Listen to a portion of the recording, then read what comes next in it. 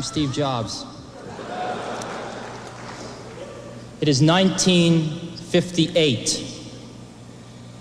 IBM passes up the chance to buy a young fledgling company that has invented a new technology called xerography.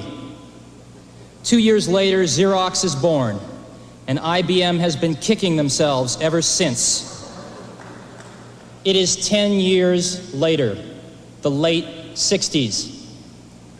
Digital Equipment, DEC, and others invent the mini-computer. IBM dismisses the mini-computer as too small to do serious computing, and therefore unimportant to their business. DEC grows to become a multi-hundred-million-dollar corporation before IBM finally enters the mini-computer market.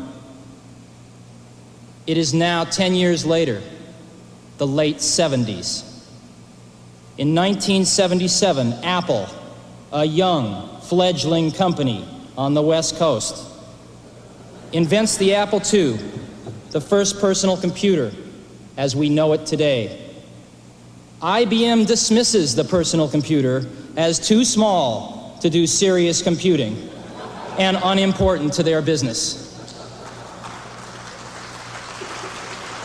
The early 80s, 81. Apple II has become the world's most popular computer, and Apple has grown to a $300 million company, becoming the fastest growing corporation in American business history. With over 50 competitors vying for a share, IBM enters the personal computer market in November '81 with the IBM PC. 1983. Apple and IBM emerge as the industry's strongest competitors, each selling approximately $1 billion worth of personal computers in 1983. Each will invest greater than $50 million for R&D and another $50 million for television advertising in 1984, totaling almost $250 million combined. The shakeout is in full swing. The first major firm goes bankrupt, with others teetering on the brink. Total industry losses for '83 outshadow even the combined profits of Apple and IBM for personal computers. It is now 1984. It appears IBM wants it all. Apple is perceived to be the only hope to offer IBM a run for its money. Dealers, initially welcoming IBM with open arms, now fear an IBM-dominated and controlled future. They are increasingly and desperately turning back to Apple as the only force that can ensure their future freedom.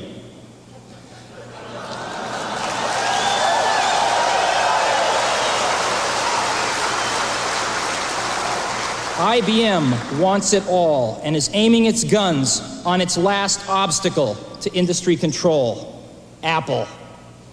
Will Big Blue dominate the entire computer industry? The entire information age? Was George Orwell right about 1984? For today we celebrate the first glorious anniversary of the Information Purification Directives. We have created, for the first time in all history, a garden of pure ideology, where each worker may bloom, secure from the pests of vain contradictory thoughts. Our unification of thoughts is more powerful a weapon than any fleet or army on earth. We are one people, with one will, one resolve, one cause. Our enemies shall talk themselves to death, and we will bury them with their own confusion. We shall prevail. On January 24th, Apple Computer will introduce Macintosh. And you'll see why 1984 won't be like 1984.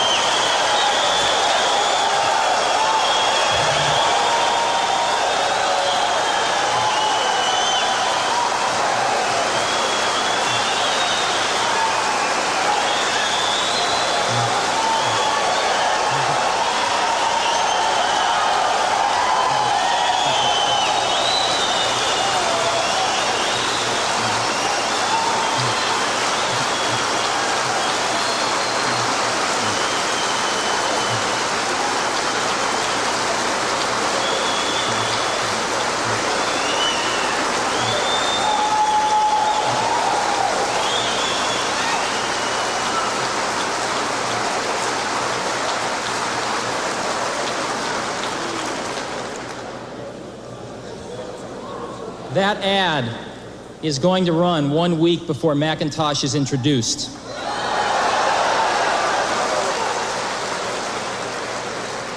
And our ad agency that put it together is here today. Chiat Day, Jay Chiat's here. The principal, Lee Clow and Steve Hayden, that wrote the copy and did the creative, are also here. I guess they just heard what you thought.